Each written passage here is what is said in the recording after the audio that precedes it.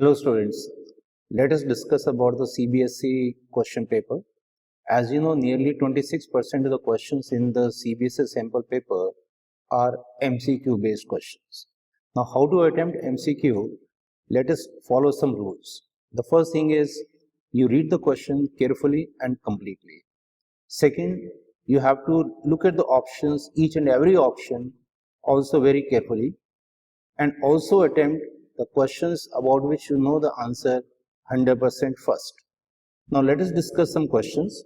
Now this is the question number 1, and the question is which of the following 0.1 molar solution has the highest boiling point? And you are given the 4 options like glucose, molecular formula is C6H12O6, second option is sodium chloride NaCl, third option is K2SO4, and the fourth option is urea. Now in this case all the 4 solutions have the same concentration 0.1. As you know, for the same concentration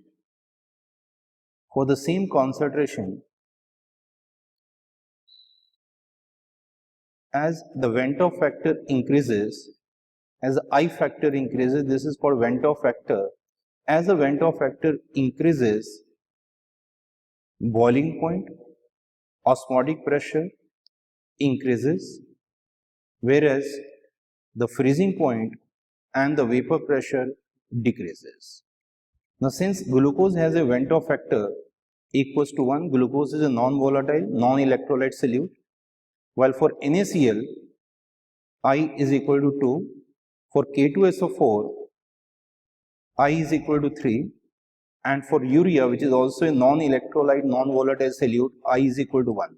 Now since potassium sulfate has the highest value, the Vent-Off factor, so K2SO4 solution will have the highest boiling point. So the correct option is the option C. Now let us discuss one more question. Which of the following solution has the lowest freezing point? Now in this case the 4 solutions given to you have the different concentrations. Now for solutions of different concentrations,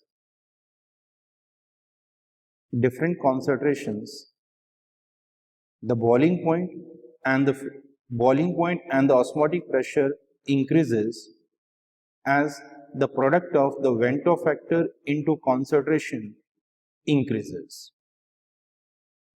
and the freezing point and the vapor pressure decreases as the product of the I factor and the concentration increases. Now in this case the sodium chloride has a product of concentration and the Vent-Off factor is 2 and the concentration is 0.01, this is equal to 0.02.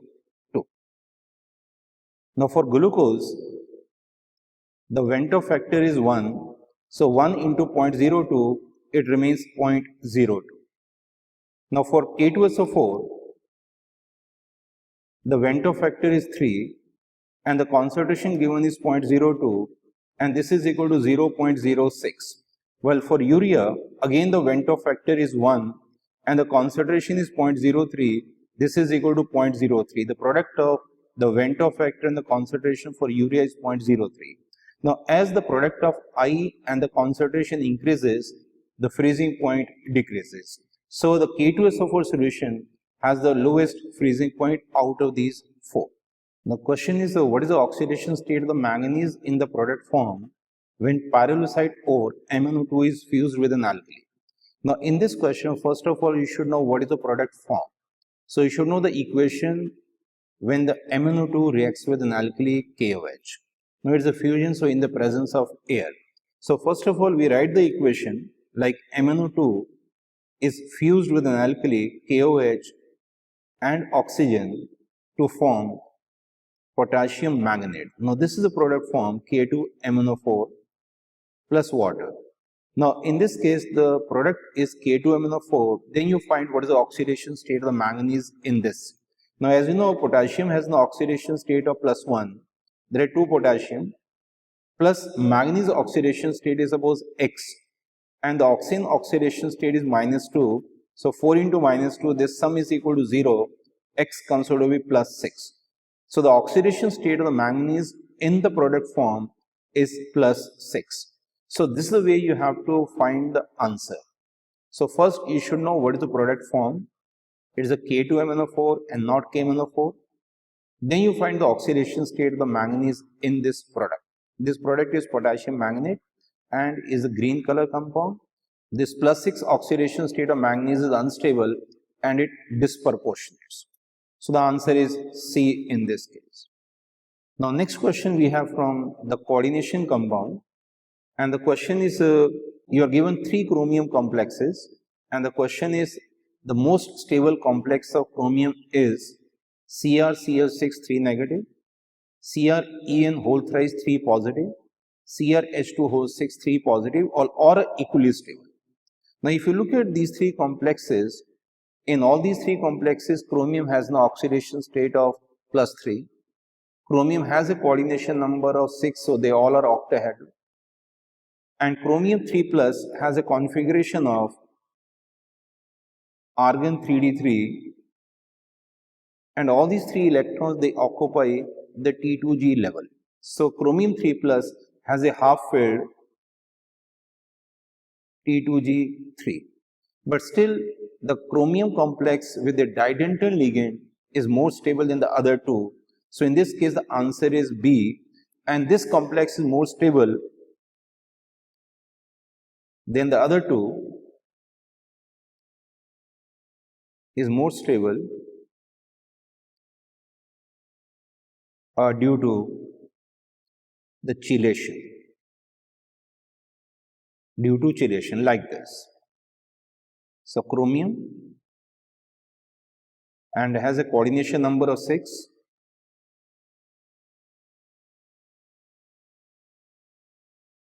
So due to the formation of this chelation, due to the formation of these chelates, this complex is more stable.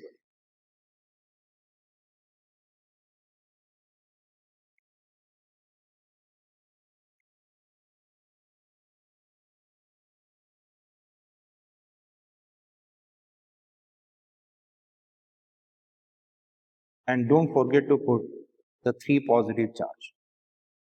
So the second complex is more stable due to cyclization, due to the formation of chelates. This process is called chelation.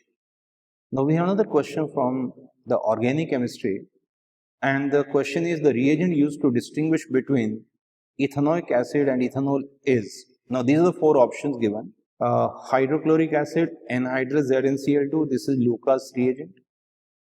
Sodium metal, sodium hydrogen carbonate, or 2,4-DNP. Now first of all we should know the structure of ethanoic acid and the structure of ethanol. Now this is structure of ethanoic acid and this is structure of ethanol. Now in this case the Lucas reagent cannot be used because one of the compound is carboxylic acid which does not react, and the second compound is ethyl alcohol which is a primary alcohol and does not give a cloudiness turbidity with the Lucas reagent. So Lucas reagent cannot be used to distinguish this pair of organic compounds. Second option is the sodium metal.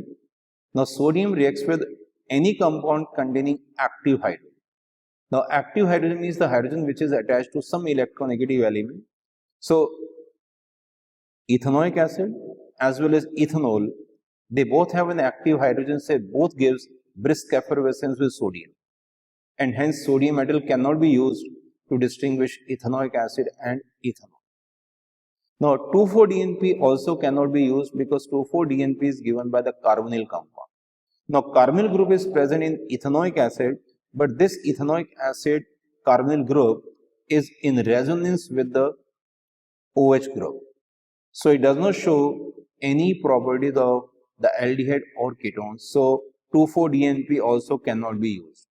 So the only option we have the sodium hydrogen carbonate, with which the ethanoic acid gives a brisk effervescence due to the liberation of carbon dioxide.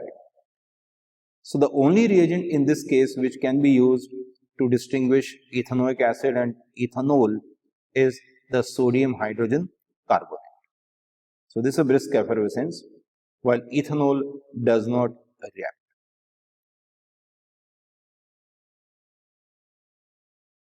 So this way you have to choose the correct option. So this is one question from the biomolecules, and most of the students, they neglect biomolecules. They give less importance to biomolecules, but biomolecule, as you know, has more weightage than haloalkane and haloarenes in the CBSE. Now the question is from the carbohydrates, which of the following is not a reducing sugar? Glucose, fructose, lactose, and cellulose. Now first of all, you should know what is the meaning of reducing sugar. As you know, all carbohydrates are called sugars, they are called saccharides, and the reducing sugar is one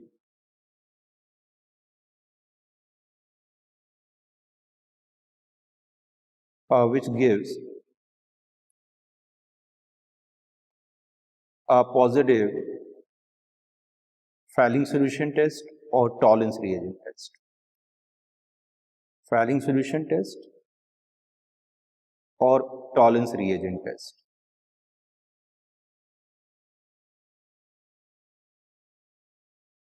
Means the reddish brown precipitate with Fowling solution or the silver mirror with tolerance reagent. Now another thing is you should know that monosaccharides, all monosaccharides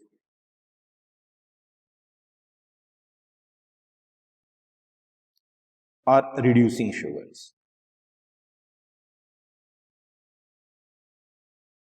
All monosaccharides are reducing sugars, whether they are aldoses or ketoses.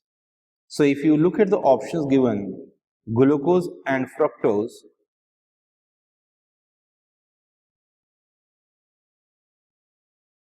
are monosaccharides,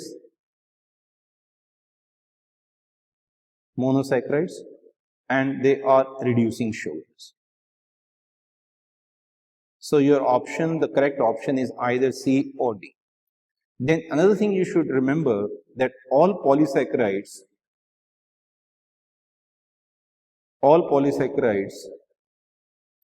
are non-reducing. All polysaccharides are non-reducing sugars, means they don't react with the Fowling or with the tolerance reagent. So if you know that out of these two, which one is a polysaccharide, you will get your correct answer. Now out of these two, lactose is a disaccharide, and disaccharides may be reducing, may be non-reducing, but this disaccharide is a reducing sugar, whereas cellulose is a polysaccharide. Cellulose is a polysaccharide, is a non-reducing sugar. So our correct option in this case is the option D. Now we have another question. This is assertion reason based question where the two statements are given. So you have to read the two statements very carefully. Now in this case, the assertion given is alpha amino acids have a higher melting point and solubility than alpha halo acids. And the reason given is that alpha amino acids exist as a zwitterine. Now first of all, you should know that all alpha amino acids, they have a higher melting point solubility than alpha halo acid. So in this case, the assertion is correct. Assertion is correct. So this is a correct statement. Now we have to find now whether reason given is the correct explanation for this or not. Now if you look at alpha amino acids, all alpha amino acids, they contains an acidic function group carboxylic acid and the basic function group NH2. So they neutralize each other and they exist as a zwitterine. This is basically a salt which is formed as a result of the proton transfer within the molecule. So in this case, the H plus ion has been transferred from the carboxylic acid to NH2 and it results in the formation of a salt which is called zwitterine. This is also called a dipolar ion, and due to the formation of these positive and negative ions, the amino acids, they have a higher melting point, so they have more solubility in water than alpha halo acids. They do not form zwitterine. So if you have an alpha halo acid,